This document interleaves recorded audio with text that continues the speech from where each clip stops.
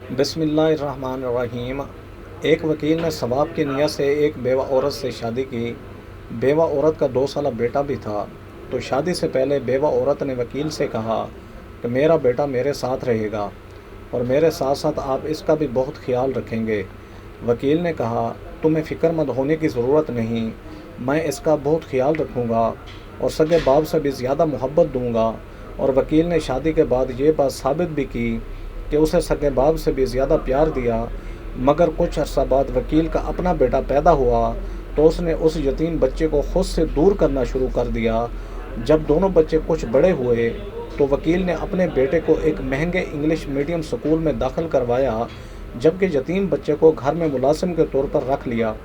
جب وکیل کی محبت نفرت میں بدل گئی تب یتیم بچے نے وکیل صاحب کی تصویر اپنی جیب میں ڈالی اور گھر سے روتا ہوا چلا گیا۔ وہ دن میں کئی بار اس تصویر کا بوسہ لیتا تھا، کیونکہ اس کی پیدائش سے پہلے ہی اس کا حقیقی والد انتقال کر چکا تھا اور وہ وکیل کو ہی اپنا حقیقی باپ سمجھتا تھا، اس سے بے حد محبت کرتا تھا۔ 15 برس بعد جب ایک دن وکیل صاحب نے اپنی بیوی سے کہا کہ میں پیشے کے لحاظ سے ایک وکیل تھا اور ایک کامیاب وکیل جو کبھی بھی کوئی کیس ہارا نہیں تھا، وجہ یہ تھی کہ میں نے ہمیشہ سچائی کا ساتھ دیا۔ میرا مقصد پیسہ کمانا بالکل نہیں تھا، بلکہ میں تو اپنے باپ کی نصیحت پر عمل کر رہا تھا۔ آخری وقت میرے باپ نے مجھے نصیحت کی تھی، بیٹا اگر زندگی میں کامیابی چاہتے ہو تو مظلوموں کا ساتھ کبھی نہ چھوڑنا اور ظالم کو کسی صورت معاف نہ کرنا۔ اگر تمہیں اس بات کا علم ہو جائے کہ فلاں بندہ مظلوم ہے، اس پر زیادتی کی گئی ہے، اور سب کچھ جاننے کے باوجود اگر تم نے اس کا ساتھ نہ دیا تو تمہارے وکیل بننے کا کوئی فائدہ نہیں ہے۔ ابا جان کی اس نصیحت کو میں نے اپنے پلے باندھ لیا تھا اور اپنے آپ سے یہ وعدہ کیا تھا کہ ہمیشہ مظلوم کا ساتھ دوں گا۔ میں پچھلے 7 سال سے وکالت کے شعبے سے وابستہ تھا اور ان 7 سالوں میں میں نے کبھی بھی جھوٹے کا ساتھ نہیں دیا تھا۔ حالانکہ مجھے بڑی بڑی فیسوں کی پیشکش ہوئی تھی، لیکن پیسہ کمانا میری زندگی کا مقصد نہیں تھا۔ جن کیسز میں مجھے کامیابی حاصل ہوئی ان کو میں کسی صورت فراموش نہیں کر پایا، لیکن 2 کیس ایسے تھے جو مجھے مرتے وقت تک یاد رہیں گے۔ ایک اس انسان کا مقدمہ جس پر قتل کا الزام لگایا گیا تھا۔ اس نوجوان کو محض اس لیے گرفتار کیا گیا تھا کیونکہ وہ مقتول کے پاس تھا۔ وہ نوجوان ایک ٹھیکے دار کا منشی تھا جو صبح 8 بجے سے لے کر رات 9 بجے تک اس کے ساتھ رہتا۔ ٹھیکے داروں سے 25,000 تنخواہ دیتا، لیکن اسے 12 سے 14 گھنٹے کام کرنا پڑتا تھا۔ رات کو جب وہ واپس گھر آ رہا تھا، بس سے اترا اور پھر کچے راستے اپنے گھر کی طرف آ رہا تھا۔ راستے میں ہی ایک آدمی تڑپتا ہوا زمین پر اسے نظر آیا۔ وہ آدمی پانی کی صدائیں بلند کر رہا تھا، مگر افسوس کے ساتھ اس وقت منشی کے پاس کسی قسم کا پانی موجود نہیں تھا اور نہ ہی پانی قریب تھا کہ وہ بھر کر اس کے پاس لاتا۔ وہ منشی بھاگتا ہوا اپنے گھر کی طرف آیا کیونکہ اسے اپنے گھر سے ہی پانی مل سکتا تھا۔ جلدی سے گھر میں داخل ہوا اور پھر پانی کا ایک گلاس بھر کر واپس بھاگنے لگا۔ اس کی ماں اس کے پیچھے سے آوازیں دے رہی تھی کہ بیٹا کہاں جا رہے ہو، خیریت تو ہے؟ لیکن اس نے اپنی ماں کو کسی قسم کو کوئی جواب نہ دیا۔ وہ جیسے ہی پانی لے کر اس کے قریب گیا تو اس آدمی کی آواز بند ہو چکی تھی اور اس کی آنکھیں کھلی تھیں۔ اس نے اپنے موبائل کی لائٹ جلائی تو پتہ چلا کہ اس کے پیٹ میں تو کسی نے خنجر گھونپ دیا تھا۔ اسی موقع پر کسی دیہاتی نے دیکھا تو اس نے پورے دیہات کو جمع کیا۔ بعد میں اس منشی کو شکوک کی بنیاد پر گرفتار کیا گیا۔ سارے گاؤں والے اس کے خلاف گواہی دینے کے لیے تیار ہو چکے تھے کیونکہ انہوں نے موقع پر اسے ہی دیکھا تھا، کیونکہ وہ مقتول کے پاس تھا۔ مگر منشی نے عقل مندی کا مظاہرہ اس لحاظ سے کیا کہ اس نے اس خنجر کو چھونے کی بالکل کوشش نہ کی جو اس وقت کسی ظالم نے اس کے سینے میں گھونپ دیا تھا۔ منشی کی ماں اپنے بیٹے کے لیے تڑپ رہی تھی اور بار بار ہر کسی کو یقین دلانے کی کوشش کر رہی تھی کہ میرا بیٹا بے گناہ ہے، اس نے یہ جرم نہیں کیا۔ لیکن شاید تمام دیہاتیوں مقاصد مشترک تھے جو وہ اس منشی کے خلاف ہو گئے۔ بعد میں خنجر پر لگی فنگر پرنٹس کی مدد سے پتہ چلا کہ اس کا قاتل منشی نہیں بلکہ دیہات کا وہ گوالا تھا جس کی بیٹی کے ساتھ وہ ملنے کے لیے آتا تھا، وہ آدھی رات کو گوالے کی بیٹی کے ساتھ ملتا تھا، اور آج رات گوالے اور اس کے بھائیوں نے اسے رنگے ہاتھوں پکڑ لیا تھا۔ اس نے اپنی بیٹی کو تو کچھ نہ کہا، لیکن اس نوجوان کی جان لے لی۔ جب مجھے اس بارے میں پتہ چلا تو میں نے اس منشی نوجوان کا فری میں کیس لڑا اور اسے بے گناہ ثابت کیا۔ جب وہ قید سے رہا ہوا تو اس کی ماں کے چہرے پر خوشی دیکھنے والی تھی۔ دوسرا کیس جو مجھے زندگی بھر یاد رہے گا اور شاید جس نے میری زندگی تبدیل کر دی، وہ ایک بیوہ عورت کا کیس تھا۔ یہ ایک ایسی بیوہ عورت تھی جس کے پلاٹ کا ناجائز قبضہ کیا گیا تھا۔ مافیا نے اس کے پلاٹ پر قبضہ کیا تھا، جبکہ وہ عورت مدد مانگنے کے لیے اپنے قبضے سے ناظم کے پاس گئی تھی۔ ناظم صاحب اتنے گھٹیا شخص نکلے کہ جب وہ بیوہ عورت اس کے ڈیرے پر گئی تب اس نے تمام لوگوں کے سامنے اس بات کا وعدہ کیا کہ پلاٹ کے کاغذات اگر تمہارے پاس ہیں تو وہ کچھ نہیں کر سکتے، تمہیں بھی فکر مند ہونے کی بالکل ضرورت نہیں، وہ لوگ تمہارا کچھ نہیں بگاڑ سکتے، میں تمہارا انصاف دلاؤں گا۔ وہ بیچاری خوش ہو گئی کہ چلو اس کا پلاٹ اسے مل جائے گا جو کہ اس کے بچے کے کام آئے گا، جو کہ ابھی 2 سال کا تھا۔ مگر اس ناظم نے بیوہ عورت کو بری نظر سے دیکھا، پھر اسے فون کر کے بلایا اور یہ بھی کہا کہ کاغذات اپنے ساتھ لے آؤ۔ وہ بیچارے جیسے ہی اس کے ڈیرے پر گئی تو کوئی شخص وہاں موجود نہیں تھا۔ ناظم صاحب نے اس سے کہا کہ اگر تم میری ایک معمولی سی خواہش پوری کر دو تو 40 لاکھ کا یہ پلاٹ تمہیں واپس مل جائے گا۔ وہ عورت اس گھٹیا شخص کا اشارہ سمجھ چکی تھی اور پھر اس کے منہ پر تھوکتی ہوئی واپس چلی گئی۔ یہ بات کسی صورت ناظم سے برداشت نہ ہو پائی اور اس نے اس عورت کو دھمکی دیتے ہوئے کہا کہ تمہارا وہ حشر کروں گا کہ تم زندگی بھر یاد رکھو گی۔ میری یہ بات یاد رکھنا، مرد کے بغیر عورت کی مثال ایسے ہے کہ جیسے کھلے جنگل میں ایک ہرن گھوم رہا ہو، کوئی وحشی جانور بھی اس کا شکار کر سکتا ہے، اگر وہ شکاری کے شکار سے بچ بھی گئی تو جنگل کے شیروں کو کبھی نہیں چھوڑیں گے۔ اس کے علاوہ ناظم نے اسے یہ بھی دھمکی دی کہ تمہارے 2 سال کے بچے کو بھی نقصان پہنچانے کی کوشش کر سکتا ہوں۔ مجھے شبانہ کے بارے میں میرے ایک دوست نے بتایا تھا، وہ اسی کے قصبے سے تعلق رکھتا تھا اور ناظم کی حرکات کے بارے میں بھی اس نے مجھے آگاہ کیا۔ سب سے پہلے تو مجھے اس ناظم کو سبق سکھانا تھا، کیونکہ وہ ایک کرپٹ ترین انسان تھا اور اس کے خلاف کافی لوگوں کی شکایات موصول ہو چکے تھے۔ ایک عورت کے ذریعے اسے ٹریس کرنے کا منصوبہ بنایا اور میں اس منصوبے میں کامیاب بھی ہو چکا تھا۔ موصوف نے 3 شادیاں کر رکھی تھیں، اس کے باوجود وہ باقی عورتوں کے ساتھ چکر چلانے کی کوشش کرتا تھا۔ اس عورت نے ناظم صاحب کی غیر اخلاقی حرکات کی ویڈیو بھی بنا ڈالی اور شراب کے نشے میں اس سے سب کچھ اگلوا لیا، وہ باتیں بھی جن کو وہ کسی کو بتانے والا نہیں تھا۔ کتنے لوگوں کی جائیدادوں پر اس نے ناجائز قبضے کیے ہوئے تھے اور کن کن جرائم پیشہ افراد کے ساتھ اس کے تعلقات تھے، سب کچھ اس نے بتایا۔ تمام ثبوتوں کی روشنی میں ناظم صاحب کو پولیس پکڑ کر لے گئی اور جب ان کی بیویوں کو اپنے شوہر کے کرتوتوں کا علم ہوا تب ان تینوں نے ایک ساتھ ناظم صاحب سے خلا لے لی۔ میں نے شبانہ کو اس کا حق دلوایا، وہ اپنے بیٹے کے ساتھ میرا شکریہ ادا کرنے آئی تھی۔ بہت ہی حسین و جمیل عورت تھی، زندگی میں کبھی کسی عورت نے مجھے اتنا متاثر نہ کیا جتنا شبانہ کے حسن نے مجھے متاثر کیا۔ مجھے پتہ چلا کہ وہ گھر میں اکیلی رہتی ہے، ٹیوشن پڑھا کر گھر کے اخراجات پوری کرتی ہے اور اس کا دوسرا بیٹا بھی ہے جس کا نام اذان تھا۔ میں نے شبانہ کو اپنانے کا فیصلہ کیا۔ میں تو فیصلہ کر چکا تھا، لیکن میرے خاندان کی طرف سے اس فیصلے کو قبول کرنا اتنا آسان نہیں تھا۔ میں اپنی ماں کو اچھی طرح جانتا تھا اور جب میں نے ماں سے اپنی خواہش کا اظہار کیا تو وہ حیران ہو گئی اور کہنے لگی، بیٹا، خاندان والے ہمارا مذاق اڑائیں گے، تم یہ بات جانتے ہو کہ تم نے خاندان کی کئی لڑکیوں کے رشتے ٹھکرائے اور اب تم ایک بیوہ عورت جس کا ایک بچہ بھی ہے اس سے شادی کرو گے تو وہ تو ہمارا مذاق بنائیں گے، ہمارا جینا حرام کر دیں گے۔ میں نے اپنی ماں سے کہا کہ ماں، مجھے کسی کی کوئی پرواہ نہیں، بس مجھے آپ کی اجازت چاہیے، اگر آپ راضی ہیں تو میں کسی کی باتوں میں پرواہ کرنے والا نہیں۔ وہ ایک بے سہارا عورت ہے اور اسے سہارے کی ضرورت ہے اور میں اسے سہارا دینا چاہتا ہوں۔ بیوہ عورت سے شادی کرنا سنت نبوی ہے اور مجھے اس سنت پر عمل کرنے دیجیے۔ ماں نے مجھے اس بات کی اجازت دے دی، اب صرف شبانہ کی رضامندی کی ضرورت تھی۔ پہلے تو جب میں نے شبانہ کو رشتے کے بارے میں پیغام بھیجا تو اس نے کسی قسم کا کوئی جواب نہ دیا۔ میں اس کے جواب کا بے چینی سے انتظار کر رہا تھا، لیکن مجھے کوئی جواب موصول نہ ہوا۔ جس سکول میں وہ پڑھایا کرتی تھی اس کے سامنے کھڑا ہو گیا۔ وہ جیسے ہی سکول سے باہر نکلتی تو میں نے اکیلے میں اس سے بات کی، جس پر شبانہ نے کہا کہ بات کرنے کے لیے یہ جگہ موزوں نہیں، تو میں نے اسے ایک پارک میں بلایا۔ دوسرے دن شام کو وہ پارک میں مجھ سے ملنے کے لیے آئی، اس کے ساتھ ایک اس کا بچہ بھی تھا۔ میں نے شبانہ سے کہا کہ میں آپ کو اپنانا چاہتا ہوں، مجھے آپ پسند ہو، میں نے آپ کے نام پیغام بھی بھجوایا تھا، لیکن آپ نے کسی قسم کا کوئی جواب نہیں دیا۔ اس پر شبانہ نے مجھے جواب دیا کہ وکیل صاحب، اگر آپ اس نیت سے شادی کر رہے ہیں کہ میرے حسن نے آپ کو متاثر کیا ہے تو میں اس شادی کے لیے بالکل رضامند نہیں ہوں۔ ہاں، لیکن اگر آپ اس نیت سے شادی کر رہے ہیں کہ میں ایک یتیم بچے کی ماں ہوں، ایک ایسی عورت ہوں جس کو سہارے کی ضرورت ہے، کسی مخلص مرد کے سہارے کی ضرورت ہے، اور یہ بچہ جو بچپن سے ہی اپنے باپ سے ناواقف ہے، اس کو بھی ایک والد کی ضرورت ہے، تب میں اس رشتے کے لیے رضامند ہوں۔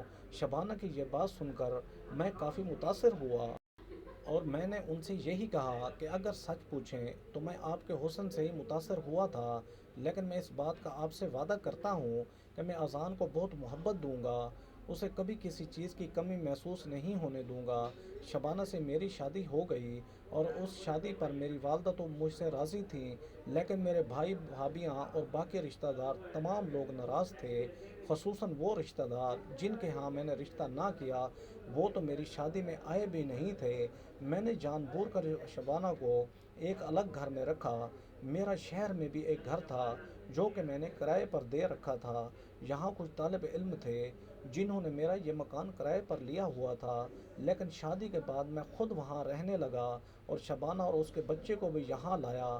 الگ رہنے کا یہی مقصد تھا کہ بھائی جان اور بھابھی مجھ سے ناراض تھے، اور اس ناراضگی کی وجہ سے وہ شبانہ سے بھی غلط رویہ اختیار کر سکتے تھے، اور یہ بات مجھ سے کسی صورت برداشت نہ ہو پاتی، لہٰذا میں گھر میں اپنے بھابھیوں اور بھائیوں سے تعلقات خراب نہیں کرنا چاہتا تھا۔ شبانہ میرے ساتھ بہت خوش تھی۔ شادی کے بعد بھی اس نے اس خواہش کا اظہار کیا کہ وہ سکول میں پڑھانا چاہتی ہے، جس کی اجازت میں نے بخوشی اسے دے دی۔ اذان بہت معصوم اور پیارا تھا، اور میں اس سے بہت پیار کرنے لگا۔ وہ مجھ سے کافی مانوس ہو چکا تھا اور مجھے بابا بابا کہہ کر پکارتا تھا۔ مجھے کبھی اس بات کا احساس تک نہ ہوا کہ یہ میرا سگا بیٹا نہیں ہے، بلکہ اس بات کا یقین تھا کہ اگر میرا سگا بیٹا بھی ہوتا تو شاید اذان جتنا مجھے پیارا نہ ہوتا۔ اب تو حالت یہ تھی کہ میں گھر سے باہر جا نہیں سکتا تھا، کیونکہ میں جہاں بھی جاتا تھا اس کی یہ ضد تھی کہ میں بابا کے ساتھ جاؤں گا، لہٰذا اس کی ضد کو دیکھتے ہوئے میں بھی اسے اپنے ساتھ لے جاتا۔ وہ اپنی ماں کے ساتھ نہیں سوتا تھا بلکہ میرے پاس سوتا تھا۔ میں اکیلے سونے کی عادت تھی، تاہم رات کو اگر اس کی ماں اسے سوئی ہوئی حالت میں مجھ سے اٹھانے کی کوشش کرتی تو وہ جاگ جاتا اور رونا شروع کر دیتا۔ وقت تیزی کے ساتھ گزر رہا تھا۔ کچھ عرصہ بعد وکیل صاحب کا اپنا بیٹا پیدا ہوا تو اس کی خوشی کی کوئی ٹھکانہ نہیں تھا۔ اپنے بیٹے کی پیدائش کی خوشی میں اس کی اذان سے محبت کم ہونے لگی، مگر اذان چونکہ ابھی بھی 3 سے 4 برس کا تھا تو وہ وکیل صاحب سے بہت مانوس ہو چکا تھا اور اس سے بے حد محبت کرتا تھا۔ وکیل صاحب اسے اپنے سے دور کرنے کی کوشش کرتے، لیکن چونکہ وہ بچہ تھا اسے کچھ سمجھ نہیں آتی تھی، لہٰذا وہ بار بار اس کے پاس جانے کی کوشش کرتا، اور کبھی کبھی اس وجہ سے اسے مار بھی پڑتی تھی۔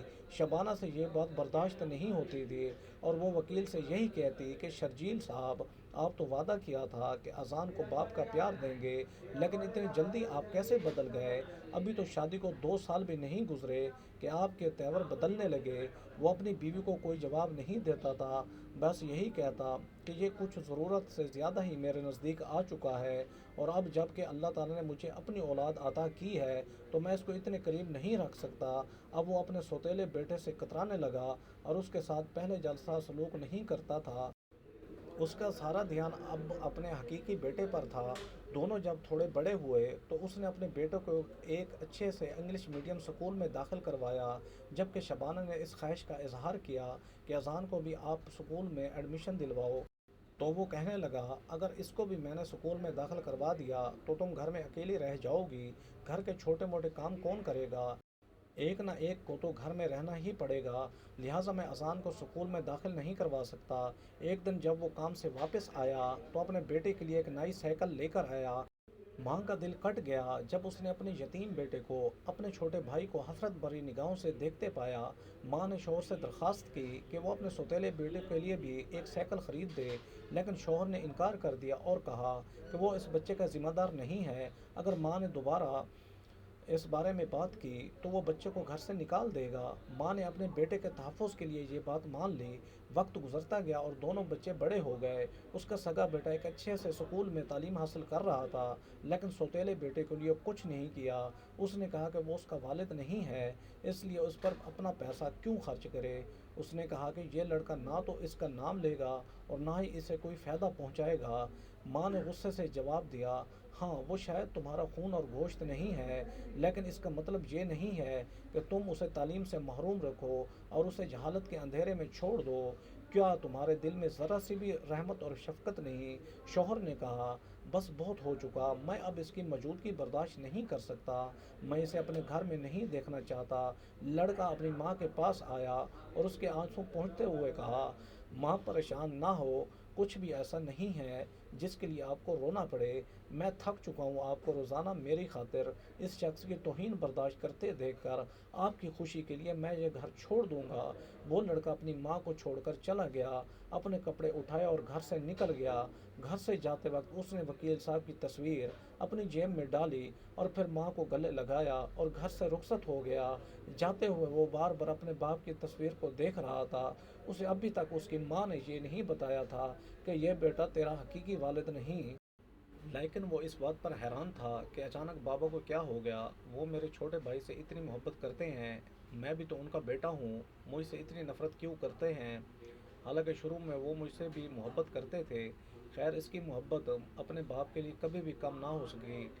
پہلے پہل تو وہ مسجد کے دروازے پر کھڑا ہو جاتا اور آتے جاتے نمازی اس کی جھولی میں کچھ پیسے ڈال جاتے، ان پیسوں سے وہ روٹی خرید لیتا اور اسی طرح اس کی زندگی گزر رہی تھی۔ جب تھوڑا بڑا ہوا تو مزدوری کرنے لگا، کبھی ایک جگہ مزدوری کرتا تو کبھی دوسری جگہ۔ ماں کا دل جیسے آگ میں جلنے لگا، اس کے دماغ میں سوالات اٹھنے لگے کہ اس کا بیٹا کہاں جائے گا، کہاں رہے گا، کہاں کھائے گا، اور اگر وہ بیمار پڑ گیا تو کون اس کی دیکھ بھال کرے گا۔ ماں نے اپنے ہاتھ آسمان کی طرف اٹھائے اور دعا کی، اے اللہ، میں اپنے یتیم بیٹے کو تیرے سپرد کرتی ہوں، اس کی حفاظت فرما اور اسے محفوظ و سلامت واپس لے آ۔ جب شوہر واپس آیا تو اس نے دیکھا کہ بیوی خوش اور مطمئن نظر آ رہی ہے۔ اسے حیرت ہوئی کہ بیٹا گھر سے چلا گیا ہے اور پھر بھی بیوی خوش کیوں ہے۔ اس نے پوچھا، تم خوش کیوں ہو اور اپنے بیٹے کے جانے پر اداس کیوں نہیں ہو؟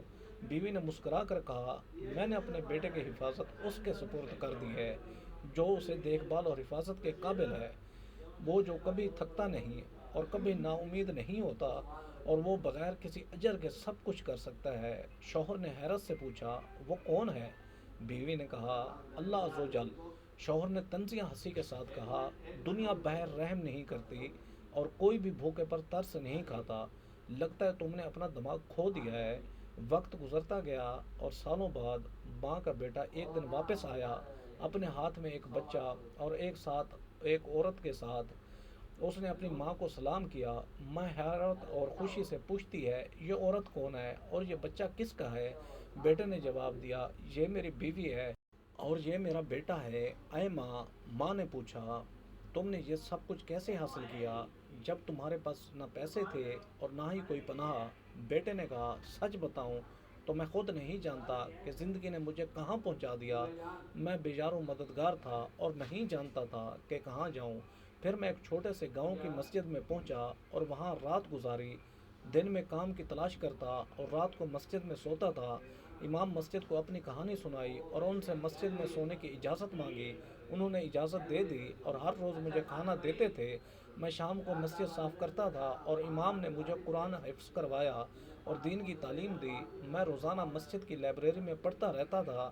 ایک دن امام بیمار پڑ گئے تو میں نے لوگوں کو نماز پڑھائی اور اسی دن سے میں لوگوں کا امام بن گیا۔ لوگ مجھے پسند کرنے لگے اور مجھ سے محبت کرنے لگے۔ انہوں نے میرے لیے ایک یتیم لڑکی سے شادی کا انتظام کیا۔ جس کے پاس صرف اس کی دادی تھی۔ میں نے شادی کی اور کچھ ہی عرصے بعد اس کی دادی کا انتقال ہو گیا۔ بیوی کو اس کی دادی کی وراثت سے زمین کا ایک ٹکڑا ملا جسے میں نے کاشت کیا اور حالات بہتر ہو گئے الحمدللہ۔ اب اللہ کے فضل سے میرے پاس بہت سی زرعی زمینیں ہیں اور اللہ نے مجھے اپنے فضل سے نوازا ہے۔ مجھے ہمیشہ لگتا ہے کہ آپ کی دعائیں میرے ساتھ ہیں اور اللہ نے آپ کی وجہ سے میری مدد کی۔ ماں خوشی سے رو پڑی اور جان گئی کہ اللہ نے اس کی دعائیں قبول کیں۔ اس نے اپنے پوتے کو گلے لگایا اور بیٹے نے ماں کے ہاتھ چومے، لیکن شوہر کو یقین نہیں ہو رہا تھا کہ ایک دن وہ لڑکا ایک کامیاب اور امیر شخص بن کر واپس آئے گا۔ سبحان اللہ، اللہ ہی رازق ہے اور جسے چاہے بے حساب نوازتا ہے۔ اس یتیم بچے کو اس کی ماں کی دعاؤں اور رضامندی کی بدولت نوازا گیا۔ اذان نے اپنی ماں سے کہا کہ بابا کہاں ہے؟ وہ مجھے کہیں نظر نہیں آتے۔ یہ سن کر اس کی ماں خاموش ہو گئی۔ وہ اپنی ماں سے بار بار پوچھ رہا تھا کہ بابا کہاں ہیں؟ تو شبانہ نے کہا بیٹا آپ تھوڑا آرام کرو، میں آپ کو تفصیل سے بتاتی ہوں، پہلے ان سے ملو، یہ تمہاری بہن ہے، تمہارے جانے کے 1 سال بعد یہ پیدا ہوئی تھی۔ اذان اپنی بہن سے مل کر بہت خوش ہوا۔ اس کے بعد شبانہ نے اپنے بیٹے کو بتایا تمہارا باپ شرجیل احمد خان پاگل خانے میں منتقل ہو چکا ہے۔ میں ہفتے میں 2-3 بار اس سے ملنے ضرور جاتی ہوں، لیکن اس کی حالت میں کسی قسم کی بہتری نہیں آ رہی۔ اس کے بیٹے نے اسے بہت بڑا صدمہ دیا ہے، مجھے اور تمہارے باپ کو دھکے دے کر گھر سے نکال دیا تھا اور خود شادی کر کے امریکہ چلا گیا ہے۔ شبانہ نے اسے یہ راز بھی بتایا کہ وہ تمہارا حقیقی باپ نہیں تھا، بلکہ تمہارا حقیقی باپ اس وقت فوت ہو گیا ہوا تھا جب تم میرے پیٹ میں تھے۔ اذان کو یہ سن کر بہت افسوس ہوا۔ اس نے اپنی ماں سے کہا کہ میں بابا کے پاس جانا چاہتا ہوں۔ وہ وکیل صاحب کو اپنے ساتھ گھر میں لے آیا اور پھر اس کی خدمت کرنے لگا۔ نہ صرف خود خدمت کرتا بلکہ اپنی بیوی سے بھی یہی کہا کہ میرے ماں باپ کی خدمت کرو، میں اپنے باپ کو دوبارہ پہلی حالت میں دیکھنا چاہتا ہوں۔ کچھ ماہ بعد اس کا باپ مکمل طور پر صحت یاب ہو چکا تھا۔ اذان اپنے باپ کے سامنے بیٹھ گیا اور اپنی جیب میں سے تصویر نکال کر باپ کو دکھائی اور کہا بابا جب آپ نے مجھے گھر سے نکالا تھا تب آپ کی یہ تصویر میں اپنے پاس لے گیا تھا۔ اس تصویر کو میں اپنے سینے سے لگا کر سوتا تھا اور دن میں کئی بار اس تصویر کا بوسہ لیتا تھا۔ آپ جانتے نہیں تھے میں آپ سے کتنی محبت کرتا تھا۔ میری محبت کو یہ عالم تھا کہ جب آپ مجھ سے نفرت کرنے لگے تھے تب بھی میری محبت میں کسی قسم کی کمی نہ آئی۔ میں پچھلے 15-20 سال سے آپ کے لیے تڑپ رہا تھا۔ مجھے ماں کی بھی یاد آتی تھی، لیکن آپ کی یاد ماں سے بھی زیادہ تھی۔ شرجیل نے اپنے بیٹے کو گلے سے لگایا اور کہا مجھے معاف کر دینا، میں بہت بڑا خود غرض نکلا اور مجھے اپنی خود غرضی کی سزا بھی مل چکی ہے۔ میرا حقیقی بیٹا مجھے مار پیٹ کر یہ ملک ہی چھوڑ گیا اور جس کو میں نے گھر سے نکالا تھا وہ تو ہیرا تھا۔ بیٹا تو میرا حقیقی بیٹا نہیں تھا، میرا خون نہیں تھا، لیکن آج یہ ثابت ہوا کہ حقیقی رشتہ دل کا ہوتا ہے، خون کا نہیں۔ میں اس رشتے کو نبھانے میں ناکام رہا، لیکن بیٹا اللہ تعالیٰ نے تیرا دل صاف بنایا، ایک ایسا دل ہے جس میں کبھی بھی کسی کے لیے نفرت نہیں سما سکتی۔ ناظرین برائے مہربانی میرے چینل شوکت وائس کو سبسکرائب کریں اور بیل آئیکن کو ضرور دبائیں تاکہ آپ کو ہر آنے والی نیو ویڈیو کے اپڈیٹ بر وقت مل سکے۔ تھینکس فار واچنگ، اللہ حافظ۔